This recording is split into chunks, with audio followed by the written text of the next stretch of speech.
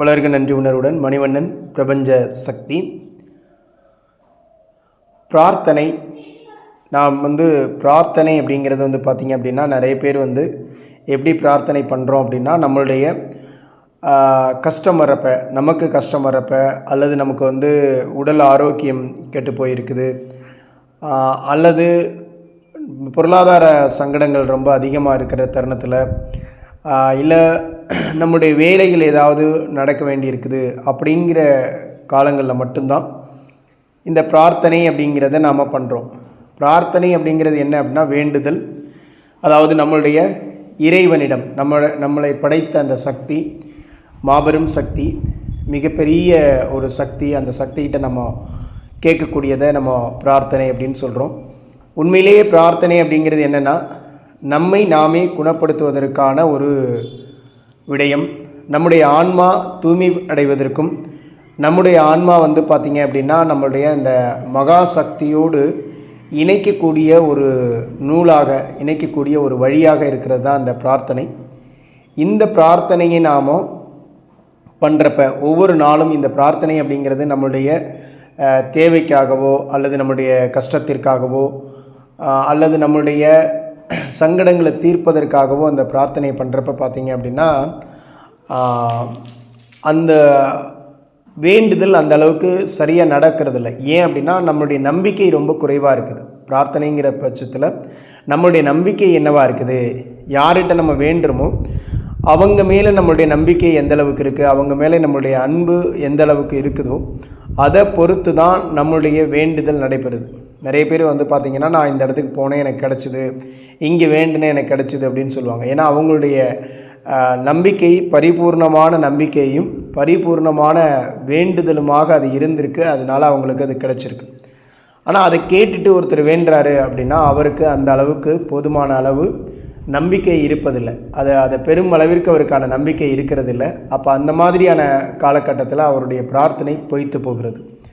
அப்போ நம்முடைய பிரார்த்தனை நடக்கலை அப்படின்னா நம்ம என்ன நினைக்கிறோம் அப்படின்னா, நாம் யார்கிட்ட கேட்டோமோ அப்படிப்பட்ட ஒருத்தரே இல்லை, அவருக்கு அவர் எது சரியோ அதை செய்கிறதில்ல அப்படின்ற குற்றம் சொல்லக்கூடிய நபராக நம்ம மாறிடுறோம். இப்படி உங்களுடைய பிரார்த்தனை அப்படிங்கிறது உண்மையானதாக இருக்கணும், நம்பிக்கையோடு இருக்கணும். அது ஒரு உண்மையான அன்பின் ஆழத்தை வெளிப்படுத்தக்கூடியதாக இருக்கணும். நம்ம பிரார்த்தனை அப்படிங்கிறது எதுக்காக அப்படின்னா, இறைவனை தரிசிக்கணும், இறைவனுடைய ஆற்றலோடு நான் இணையணும் அப்படிங்கிறதுக்கு தான் நம்மளுடைய பிரார்த்தனை இருக்கணும். ஏன்னா நாம் இந்த புவியில் பிறப்படுத்ததற்கு பிறகு இந்த ஆன்மா என்னென்னலாம் தன்னை சரிப்படுத்திக்கணுமோ, எதற்காக இந்த பிறவியின் நோக்கம் அது வந்துச்சோ அதை மறந்துட்டு வேறு விடயங்களில் நம்ம கவனம் செலுத்திட்டு இருப்போம் இல்லையா. அந்த இடத்துல நமக்கு ஒரு விழிப்புணர்வு கிடைப்பதற்கான அனைத்து வழிகளையுமே அந்த இறை சக்தியானது செய்து கொண்டே தான் இருக்கும். ஆனால் நாம் என்ன பண்ணுவோன்னா, அதுலேருந்து விலகி இந்த மாயைக்குள்ளேயே நம்ம மாட்டிக்குவோம்.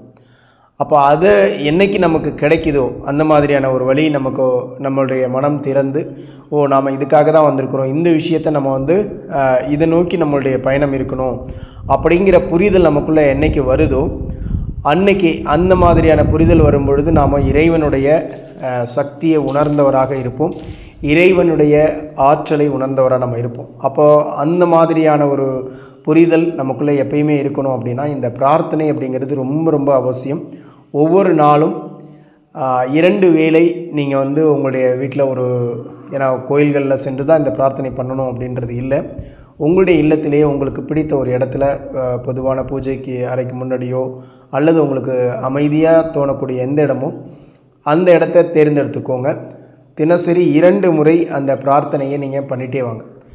இறைவனின், அதாவது முதல்ல ஆரம்பத்தில் பார்த்திங்க அப்படின்னா, அந்த பிரார்த்தனை பண்ணும் பொழுது உங்களுக்கு அதில் ஒரு பிடிப்பு இல்லாததாக இருக்கலாம், அல்லது அதை பண்ணும்பொழுது பார்த்திங்கன்னா இது எதுக்கு நம்ம பண்ணணும் அப்படின்னு தோணலாம். ஆனால் உண்மையிலே உங்களுடைய ஆன்மாவிற்கான ஒரு வழிகாட்டல், உங்களுடைய வாழ்க்கையில் இன்னும் ஒரு நல்ல வழியை நோக்கி போகிறதுக்கான வழிகாட்டுதலை கொடுப்பதற்காக அந்த பிரார்த்தனை ரொம்ப அவசியம் அப்படிங்கிற அந்த ஒரு உணர்தலோடு இந்த பிரார்த்தனையை நீங்கள் பண்ண ஆரம்பிச்சிங்க அப்படின்னா, நிச்சயமாக கொஞ்சம் கொஞ்சமாக உங்களுக்குள்ளே ஒரு தெளிவு கிடைக்க ஆரம்பிக்கும், உங்களுக்கான சில வழிகள் பிறக்கும். ஏன்னா என்றைக்குமே நம்ம இந்த புவியில் வந்திருக்க ஆன்மாக்கள் எனக்கு நல் வழியை கொடு அப்படின்னு சொல்லி கேட்டால் அதை கொடுப்பதற்கு இறையாற்றல் தயாராக இருக்கிறது. அதான் நீங்கள் சயின்டிஃபிக்காக சொன்னீங்க அப்படின்னா, நீங்கள் எதை கேட்குறோமோ அந்த விஷயம் இந்த பிரபஞ்சத்தில் உங்களுக்கு திரும்ப கிடைக்கும். ஏன்னா நீங்கள் எந்த ஒரு அலைகளில் இருக்கிறீங்களோ, எந்த ஒரு அதிர்வில் இருக்கிறீங்களோ, அதற்கு சமமான அதிர்வுள்ள விடயங்கள் உங்களை நோக்கி வரும். அதற்கு சமமான அதிர்வுள்ள அலைகள் உங்களை நோக்கி வரும். அப்போ நாம் எதை கேட்டுட்ருக்கோம், நமக்கு எதை விருப்பமாக இருக்குது, எதை நோக்கிய பயணம் நமக்கு இருக்குது அப்படின்னு நம்ம நினைக்கிறோமோ அந்த விடயம் நமக்கு கிடைக்கும். ஒருவேளை உங்களுக்கு எனக்கு சயின்டிஃபிக்காக இப்படியெல்லாம் திங்க் பண்ண தெரியல, யோசிக்க தெரியல அப்படின்னா, அதற்காக தான் நம்ம அந்த காலங்களில் இறை ஆற்றலை உருவங்களாக உருவாக்கி நம்முடைய கவனத்திற்காக அந்த விடயத்தை வச்சுருக்காங்க. அந்த ஒரு பிரார்த்தனை அப்படிங்கிறது முதல் நிலையில், அதாவது ஒவ்வொருத்தரும் ஆன்மீக பயணத்தினுடைய முதல் நிலையில் உள்ள நுழையிறதுக்கும் அதிலிருந்து அடுத்த நிலை போவதற்குமான முதல் படிக்கட்டு அப்படின்னா இந்த உருவத்தை நினைத்து வழிபடுவதும் அதை சார்ந்த ஒரு பிரார்த்தனையும் தான் ரொம்ப முக்கியமானது. எனவே அந்த ஒரு பிரார்த்தனையை நாம் எல்லாருமே கையில் எடுத்து அதன் வழியாக உங்களுடைய ஆன்மீக பயணத்தை தொடங்குங்கள். உங்களுடைய ஆன்ம முன்னேற்றத்திற்கான வழியை தொடருங்கள். எப்பொழுதும் உங்களுடைய வாழ்க்கை மகிழ்ச்சியாகவும் அதே நேரத்தில் ஒரு உற்சாகமான வாழ்க்கையாகவும் இந்த உலகத்தில் ஒவ்வொன்றையும் அனுபவிக்கக்கூடிய ஒரு நபராகவும் இருப்பதற்கு இந்த பிரார்த்தனை ரொம்ப ரொம்ப அவசியம். அந்த ஒரு பிரார்த்தனை உண்மையானதாகவும் அதே நேரத்தில் நம்பிக்கையோடும் இருக்கணும். அந்த இறை ஆற்றலை நாம் காண வேண்டும் அப்படிங்கிற எண்ணம் நமக்குள்ளே என்றைக்கு எழுதோ அந்த ஒரு அன்பு, அது ஒரு காதலாக மாறும் அந்த இறைவன் மீது. அது உங்களுக்கு இன்னும் நிறைய நன்மைகளை உங்களிடம் கொண்டு வந்து சேர்க்கும், நல்ல சக்திகளை உங்களோடு இணைக்கும். அப்படிப்பட்ட ஒரு பலம் வாய்ந்த சக்தியாக இந்த பிரார்த்தனை இருக்கிறது.